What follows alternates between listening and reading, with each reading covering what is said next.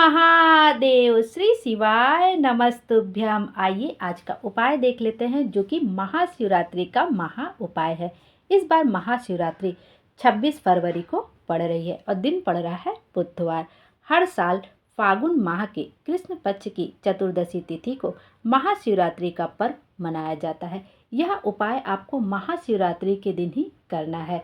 जिसके जीवन में हमेशा कांटे ही कांटे रहे हों, मतलब कि जिनके जीवन में कभी सुख आया ही ना हो, जिनके जीवन भर सिर्फ दुख ही दुख देखा हो, जिस बेटी ने बचपन से ही दुख देखा हो, ससुराल आई हो वहाँ भी दुख ही मिला हो, सुख नहीं मिला हो, पति कोई व्यापार करता है वह चलता नहीं है, धक्के की ज़िंदगी चल रही है, परेशानी चारों तरफ से चल रही है, जीवन में परेशानियां ही परेशानियां हैं, व्यापार नहीं चल रहा है, किसी काम में आप हाथ डालते आपको सफलता नहीं मिल रही, तब आपको यह महाशिवरात्रि के दिन आपको यह उपाय करना है। यह उपाय मात्र बेलपत्र के 7 कांटे, आपको बेलपत्र के 7 कांटे लेने हैं और एक धतूरा लेना है। धतूरा होता है ग्रीन कलर का, आपने देखा होगा, ग्रीन कलर का होता है, उसमें थोड़े थोड़े छोटे छोटे कांटे निकले रहते हैं। और आपको बेलपत्र नहीं लेनी है, आपको बेलपत्र की जो डंडी होती है उस एक डंडी को ले लेना है और उसके 7 कांटे निकाल लेने हैं। आप डंडी नहीं भी लेंगे तो आप केवल कांटे कांटे बेलपत्र के 7 कांटे आपको ले लेना है। और आपको महाशिवरात्रि के दिन 26 फरवरी के दिन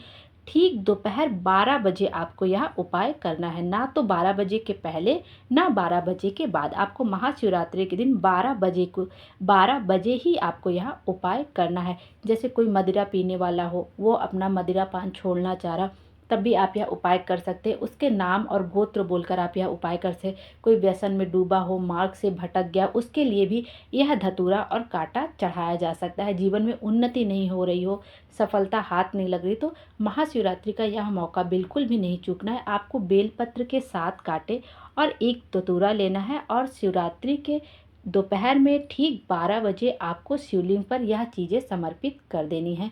धतूरा और बेलपत्र के 7 कांटे आपको समर्पित करके भोले बाबा से अपने मन की सारी बात बता देनी है। पंडित जी कहते हैं स्कंद पुराण में 3 दिन ऐसे बताए गए हैं जिसमें भोले बाबा शूल भी धारण करते हैं, और इन 3 घड़ी में जो भोले बाबा को शूल चढ़ा देता है, बाबा उसकी ज़िंदगी से शूल हटा देते हैं। जो भी कष्ट होता है उनके जीवन से, वो भोले बाबा उस कष्ट का निवारण अवश्य ही अवश्य कर देते हैं। यदि आपकी ज़िंदगी में कोई परेशानी हो, दुख हो, तकलीफ हो, तब आपको यह उपाय अवश्य ही करना है और दोपहर में 12 बजे ही आपको यह उपाय करना है। एक धतूरा लेना है मात्र और आपको बेलपत्र के 7 कांटे लेने हैं शिवलिंग में दोपहर में 12 बजे जाके, और आपको यह उपाय आपको मंदिर में ही जाके करना है।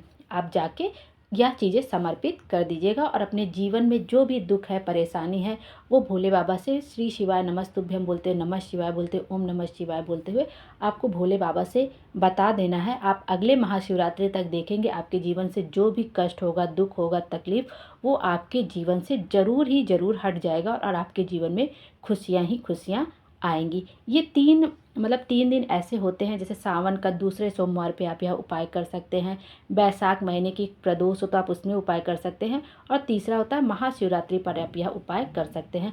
तो महाशिवरात्रि साल में एक ही बार आती है और आपको यह मौका मिला है, तो आप यह उपाय कर सकते हैं। इस तरह से आप यह उपाय करके देखिए, जीवन में आपके जो भी परेशानी होगी वो निश्चित तौर पर ही हट जाएगी। और महाशिवरात्रि के दिन आपको एक उपाय यह भी अवश्य करना है, हो सके तो आपको निश्चित ही महाशिवरात्रि के दिन पार्थिव शिवलिंग बना के आपको पूजन अवश्य करना है। चाहे तो आप अपने घर के गमले में या पेड़ के नीचे कहीं भी पार्थिव शिवलिंग बना सकते हैं, या आप पेड़ के नीचे से थोड़ी मिट्टी ले लीजिए, गमले की मिट्टी ले लीजिए और अपने घर में ही पार्थिव शिवलिंग बना के आपको शाम के समय महाशिवरात्रि के दिन पूजन अर्चना अवश्य ही करनी चाहिए। पार्थिव शिवलिंग बनाने के लिए आप अपने घर की मिट्टी से थोड़ी सी मिट्टी ले लीजिए, या कहीं वृक्ष के नीचे से कहीं से आप मिट्टी ले लीजिए, उसमें घर ले आए, थोड़ा गंगा जल या कोई भी शुद्ध जल हो उसको छिड़क दीजिए। उसके बाद सबसे पहले आपको बनाना होता है शिवलिंग। आप शिवलिंग बना लीजिए छोटा से, उसके बाद जलाधारी बनाया जाता है। पहले जलाधारी कभी नहीं बनाई जाती है, पहले शिवलिंग की आकृति बनाई जाती है, फिर जलाधारी बनाई जाती है। अब उस जो आपने पार्थिव शिवलिंग बनाया है, अब आपको ध्यान रखना है कि आप एक बेलपत्र ले लीजिए। बेलपत्र लेके बेलपत्र के चिकने वाले साइड पे आप एक नीचे प्लेट रख लीजिए और बेलपत्र के चिकने वाले साइड पे बेलपत्र की डंडी का जो मुख होगा वो आपको उत्तर दिशा की तरफ रखनी है। उत्तर दिशा की तरफ रखते हुए आप उस पर पार्थिव शिवलिंग रख दीजिए और पार्थिव शिवलिंग रखते समय यह भी ध्यान रखिए कि जो पार्थिव शिवलिंग का जो जलाधारी का मुख है वो भी उत्तर की तरफ हो। और आपके पास घर में जो भी सामग्री हो, अच्छत हो, काली तिल हो, और कुछ नहीं तो 1 लोटा जल सबके घर में रहता ही है, तो 1 लोटा जल शिवलिंग पर समर्पित कर दीजिए और काली तिल समर्पित कर दीजिए, गेहूं के दाने समर्पित कर दीजिए। अच्छत तो सबके घर में ही होता है, वह समर्पित कर दीजिए। पीला चंदन, जनेऊ, कलावा, गाय का दूध, शहद, घी, जो भी पंचामृत से स्नान कर, जो भी आपको मिल जाए, आपको सच्चे दिल से शिवरात्रि के दिन, क्योंकि यह मौका हमें साल भर में एक ही बार मिलता है, तो इस दिन पार्थिव शिवलिंग का निर्माण अवश्य ही करना चाहिए। चाहे आप सुबह के समय कर लीजिए, वैसे तो शाम के समय करना बहुत ही अच्छा माना जाता है कि शाम के समय आप पार्थिव शिवलिंग का निर्माण कर लीजिए। आप चाहें तो इस दिन पार्थिव शिवलिंग बना रहे हैं तो उसको आप रात भर भी रख सकते हैं, सुबह बना के अगले दिन सुबह भी विसर्जन कर सकते हैं। आप चारों पहर की पूजन कर सकते हैं, या आप केवल शाम को निर्माण कर रहे हैं तो शाम को पूजन कर लीजिए। उसके बाद जब सुबह उठिए, स्नान वगैरह करने के बाद फिर से आप पार्थिव शिवलिंग का पूजन कर लीजिए और अगले दिन विसर्जन करिए। इस तरह से आप पार्थिव शिवलिंग का निर्माण अवश्य करिए। चाहे छोटा सा या गमले में ही छोटा सा पार्थिव शिवलिंग बनाइए, लेकिन शिवरात्रि के दिन, वो भी महाशिवरात्रि के दिन, आपको पार्थिव शिवलिंग का निर्माण करके पूजन अवश्य करना चाहिए। कहते हैं कि अगर हम एक पार्थिव शिवलिंग बनाते हैं तो उसके जितने कण होते हैं, मिट्टी में जितने कण होते हैं, उतने पार्थिव शिवलिंग बना के हमें पूजन करने का फल अवश्य मिलता है।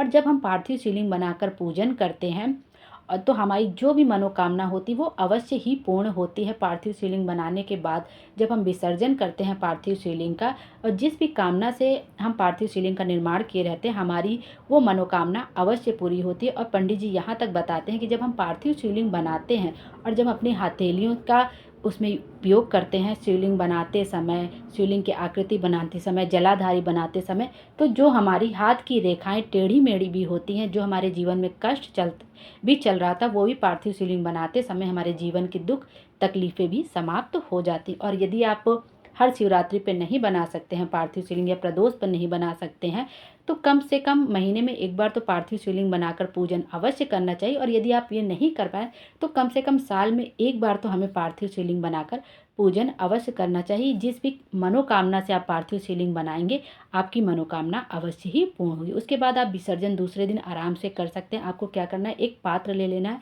उसमें जल आप डाल लीजिए अच्छे से, उसमें थोड़ा फूल डाल दीजिए, गंगा जल डाल लीजिए।